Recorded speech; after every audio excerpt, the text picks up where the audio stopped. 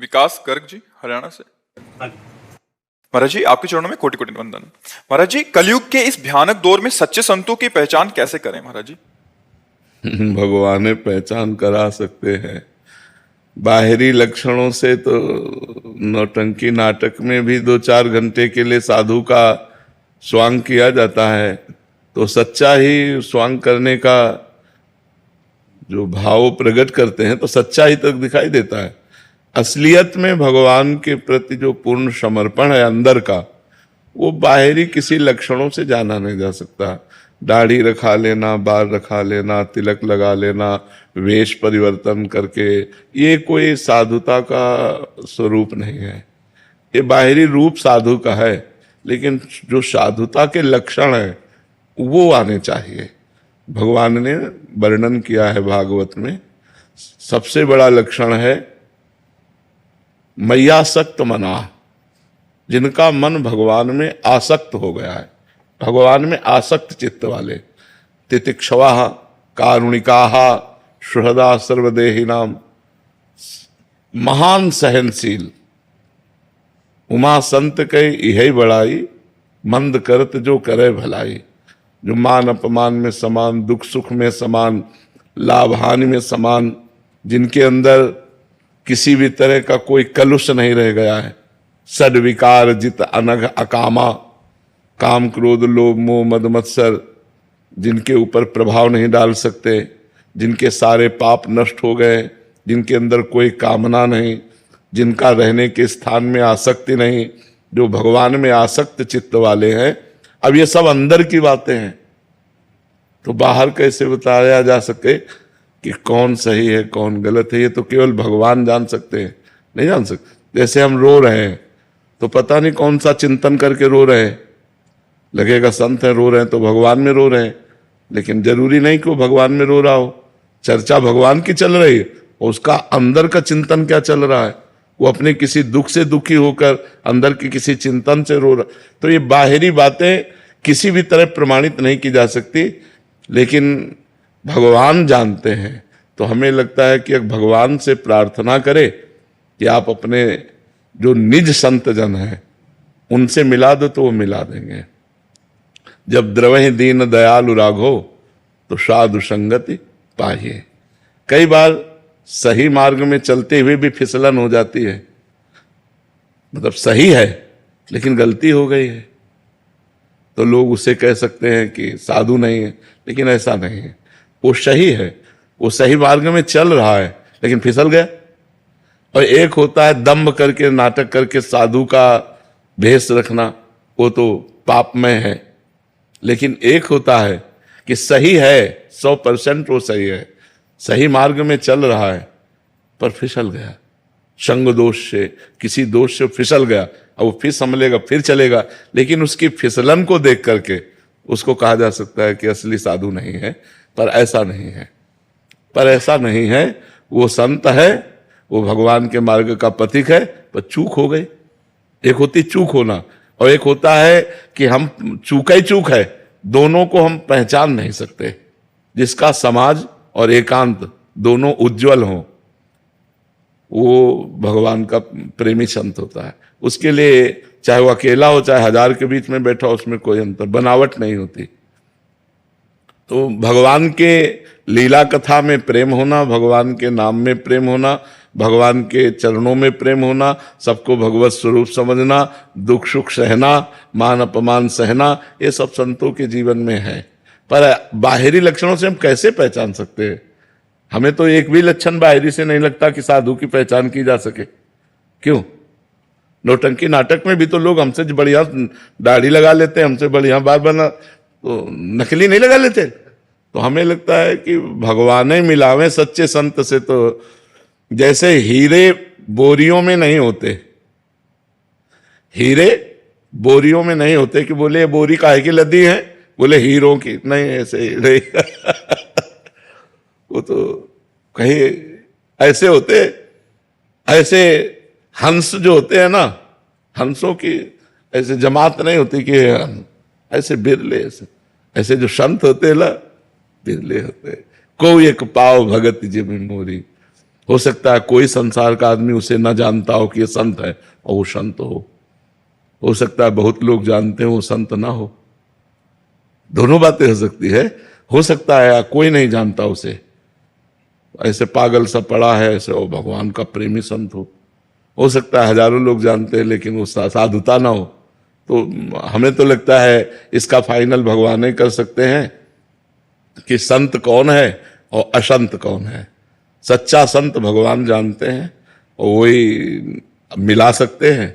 बिनु हरि कृपा मिले नहीं संता, बिना भगवान की कृपा के संतों को मिलन नहीं होता। तो और हमें तो समझ में नहीं आ रहा कि कैसे पहचाना जा सके। हृदय कंचन कामिनी कीर्ति में लगा हुआ है तो भगवान का, तो इसीलिए हमें लगता है कि सच्चे संत की लिखा है देवर्षि नारद जी ने, महत्संगस्तु दुर्लभो, महान पुरुषों का संतों का संग दुर्लभ है। महत्संगस्तु दुर्लभो अगम्यो, उनको पहचानना कठिन है। अमोघस्य, अगर मिल गए तो निश्चित भगवत प्राप्ति हो जाएगी। अगर ऐसे संत मिल गए तो निश्चित भगवत प्राप्ति। अमोघस्य, उनका मिलना व्यर्थ नहीं जाएगा। अब देखो महान संत हैं जड़ भरत जी, और रहुगण बड़ा विद्वान है और कपिल भगवान से सत्संग करने जा रहा है। एक पालकी का कहार बीमार हुआ तो बोले पकड़ लाओ, तो उन्हीं को पकड़ लाए। अब मलिन वेश है तो ये समझ में ना लाल है ना पीला है ना, तो समझ में नहीं आया कि ये संत है, क्योंकि बाहरी कोई चिन्ह नहीं था और उच्च कोटि की अवस्था थी। ज्ञान की भूमिकाओं में विचरण करने वाले महापुरुष, निरंतर आत्मस्वरूप में स्थित जड़ भरत जी महाराज, पालकी में जोत दिया कि नहीं जोत दिया? सत्संगी पुरुष है रहुगण, कपिल भगवान से सत्संग करता है, वहीं जा रहा था कपिल भगवान से सत्संग करने। सत्संगी पुरुष संत को नहीं पहचान पाया। क्यों? एक मलिन कपड़ा धारण किए और कुछ है नहीं, न दंड है, न कमंडल है, न चिन्ह है, न कोई कंठी है, न कोई माला है, और अध्यात्म की इतनी ऊंची ऊंचाई पर विराजमान है कि उनका चरित्र भागवत में है, लेकिन वो नहीं जान पाए। पालकी में जोत दिया उनको। तो भगवान ही परिचय बतावें और जो ही बोले वाणी खुली, सोई वो सत्संगी था।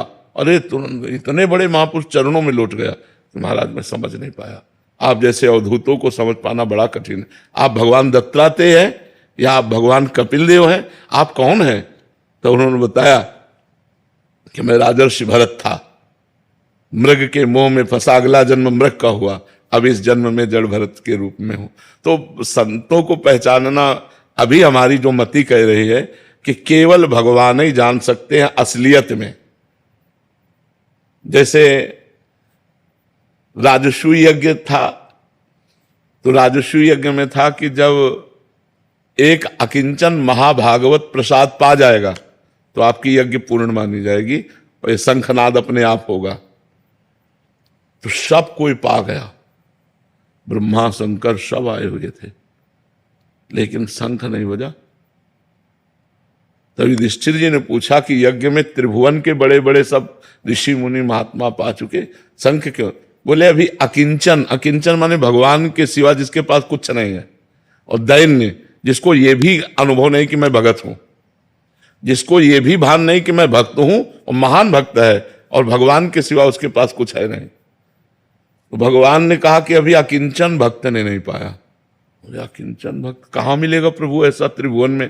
बोले आपके ही नगर में रहता है और आपके पास रोज आता है। बोले प्रभु ऐसा भक्त और हम जान नहीं पाए? बोले हां, स्वपच वाल्मीकि, रोज दलिया लेकर जूठे दोना पत्तल उठा, जाओ उनके घर और निमंत्रण दे और वो प्रसाद पावे तो शंख बजे। तो जब उनके घर गए तो रो रो कर भगवान के चिंतन में बैठे हुए थे ऐसे। जब भीम और अर्जुन ने देखा कि अरे ये डलिया लेकर के जाते हैं बाहर, जूठा दोना पत्तल उठाते हैं, तब वो स्वरूप और एकांत में भगवान की छवि, और भगवान से गए, साष्टांग दंडवत किया अर्जुन और भीम। अरे वो बोले मालिक हम आपकी जूठन खाने वाले, आप हमें प्रणाम कर रहे हो मालिक आप। तो बोले भगवान ने निमंत्रण के लिए भेजा है। तो गुस्सा हो गए भगवान पे कि आप जो है, हम छुप कर आपका भजन कर रहे थे तो आप प्रकाशित, ये राजा लोग प्रणाम करेंगे, संसार में हमारा यश हो, फिर भजन हम कर पाएंगे भगवान से, पर आप जो करना चाहते हैं उसे रोक कौन सकता है? तो बोले महाराज निमंत्रण है आपका। बोले हम तो रोज जूठन पाते हैं आपकी, जो दोना पत्तलों में फेंकी जाती है वो रोज पाते हैं। बोले नहीं, निमंत्रण भगवान ने कहा है। उनको सुंदर पालकी सजा करके उनको ले जाया गया। रात भर द्रौपदी जी ने विविध पकवान बनाए। अब जब उनको बैठाल के पवाया गया तो वो खीर, हलवा, पूड़ी, रबड़ी सब एक ही में, दाल, कढ़ी सब एक ही मिला लिए। तो द्रौपदी जी को थोड़ा सा लगा कि रात भर अलग अलग व्यंजन बनाती रही, आखिरकार हैं तो अगर कोई राजा महाराजा होते तो अलग अलग स्वाद लेते हैं। शंख नहीं बजा उनके पा लेने पर भी। तो युधिष्ठिर जी ने कहा भगवान आप तो कहते थे कि इस अकिंचन संत के, तो आपके कथनानुसार इनको लाए पवाया, शंख। बोले कोई अपराध बन गया, पूछो किसी से कोई दोष दर्शन हुआ? तो द्रौपदी जी ने कहा हमको दोष दर्शन हुआ कि आखिरकार हैं तो अगर कोई राजे महाराजे घर के होते तो पूरी रात भर व्यंजन बनाया, उसका स्वाद लेते, तब एक ही में मिला लिया। तो भगवान ने पूछा एक में क्यों मिला लिया? बोले प्रभु स्वाद तो आप लेते हैं, हम तो प्रसाद पाते हैं, हम तो प्रसाद पाते हैं। जो ही द्रौपदी जी ने प्रणाम किया सो शंख बज गया। अब बताओ इतना बड़ा महान संत कौन जान रहा था? हाथ में झाड़ू है और डलिया है जिसमें जूठे दोना पत्तल। तो संत केवल वेश से ही नहीं है, स्थिति से है। वेश और स्थिति दोनों तो क्या कहना है? और वेश नहीं स्थिति है तो वो संत है।